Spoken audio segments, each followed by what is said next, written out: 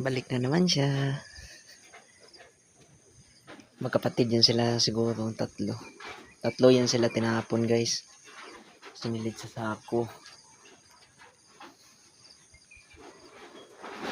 Grabe dito, guys. Tinatapon lang mga pusa dito.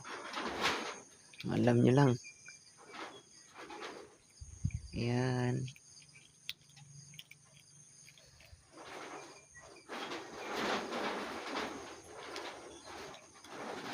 Mailap yan sila. Ayaw lang ng tao. Yung nasa taas, gusto nila yung mayroong tao. Ayan, mailap yan. Hindi sumasalubong yan. Takot sa tao.